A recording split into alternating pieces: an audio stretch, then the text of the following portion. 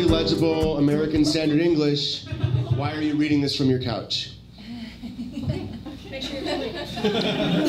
Like this mic particularly? So my revolution is over. It happened in 2010. No, 11. It was 2011.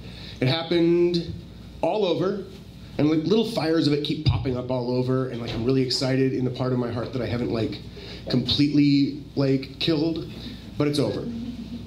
Occupy Wall Street, and I'm not here to spout my views, and we don't have to talk about what it may or may not have meant, but I was sincere about it, and it was the first thing I was sincere about in like 10 years. And until I started cooking, it was the last thing I was sincere about for a very long time.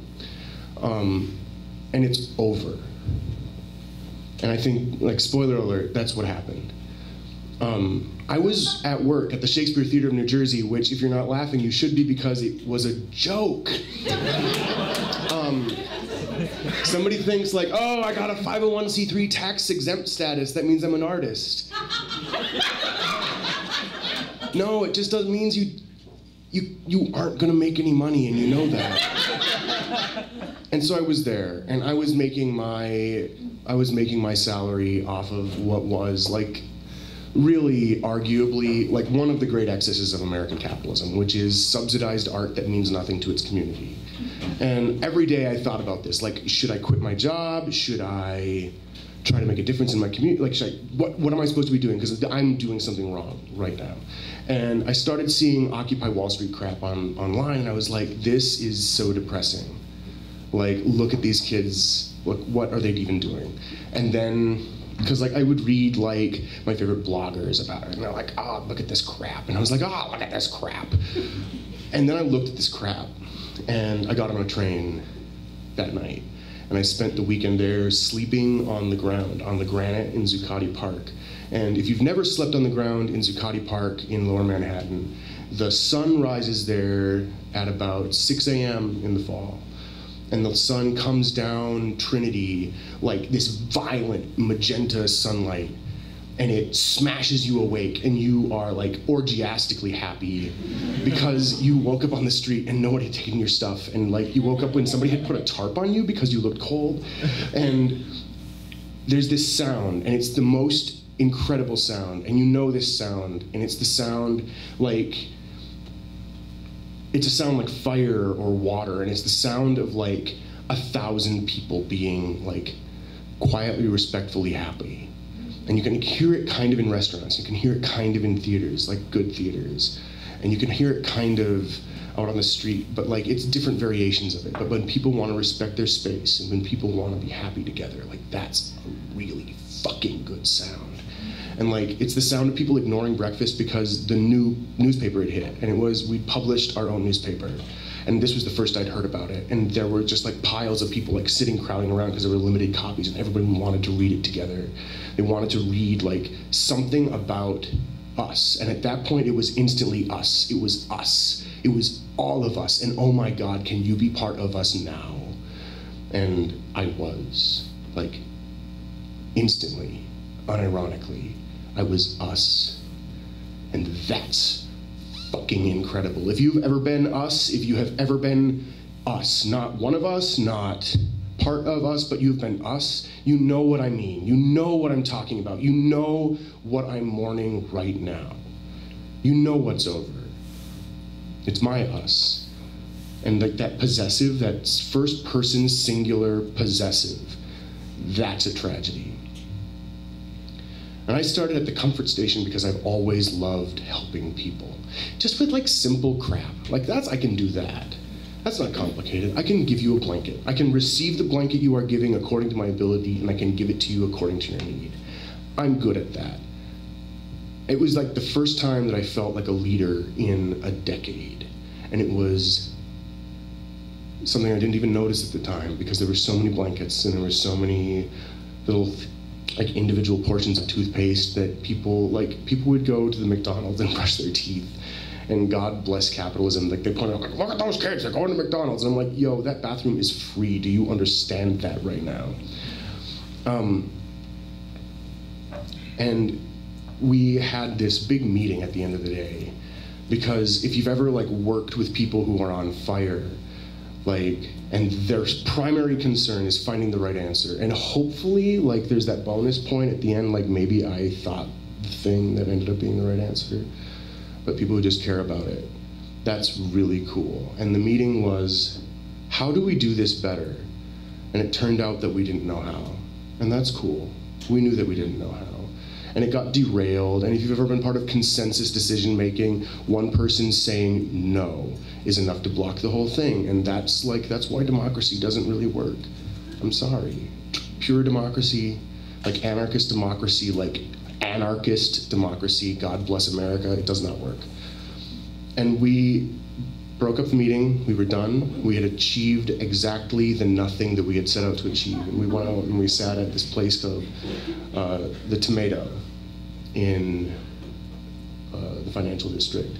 And that was before the occupiers vandalized the Tomato. That was before it was covered with graffiti.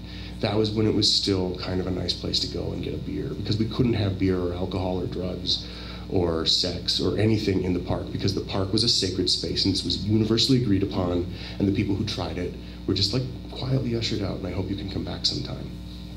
And we had some Brooklyn Lager, and we talked about photography and sadomasochistic lovers that we'd had, and climbing these rock formations in Montana that I didn't really understand like how they did it, but they ended up on top of it with one of their heroes, and it was so beautiful.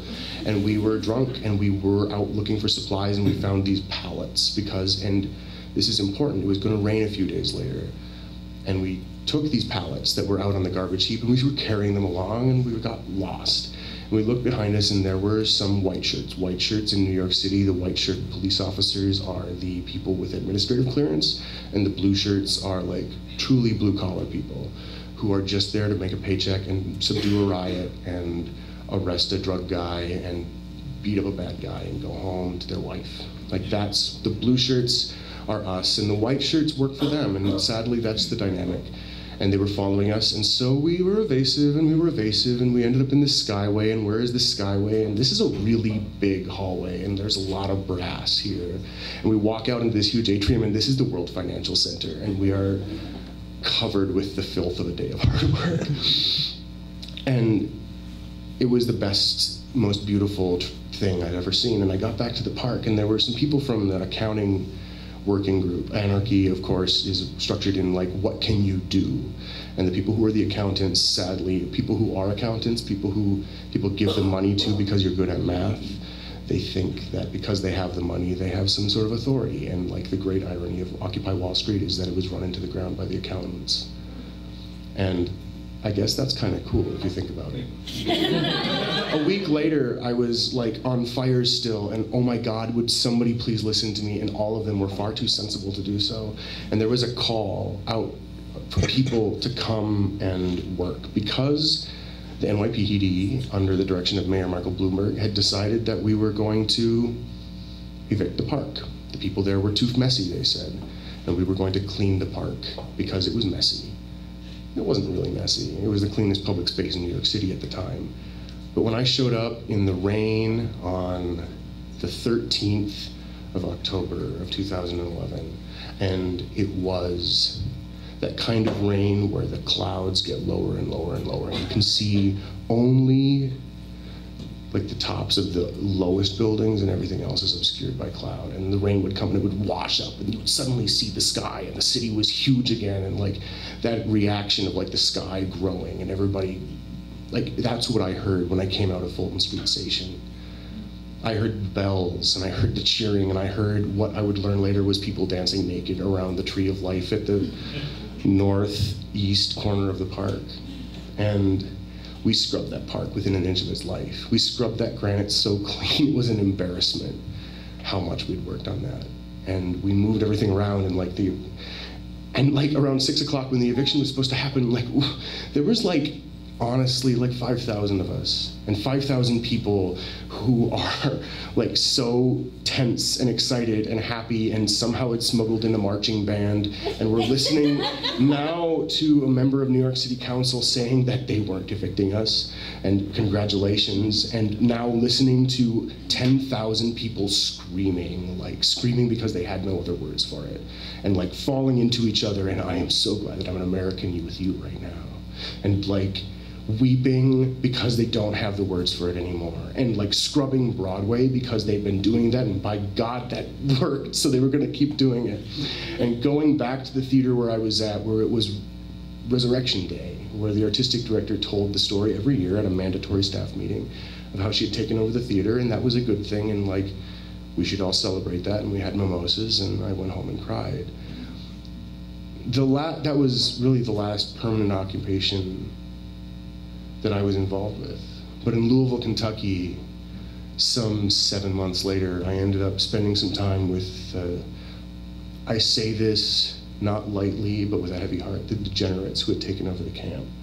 People who no homeless shelter would take, and who no revolutionary would work with, who had been served papers by the city that they were evicted, and they just responded by making a lot of noise and a lot of mess and leaving their shit behind. And that's what happened to my revolution. That's what happens, I think, when your leap of faith is like fully given. You allow yourself the opportunity for failure. And I think that failure in that kind of terminology, failure when it's short and intense and heartbreaking and real, and you can still hear the bells, and you still have a piece of that granite that somebody broke off with a police barricade, and you have memories of an uncorrupted failure. I think that that's all right, but I would give anything to sleep on that granite again, just one more time. Thank you.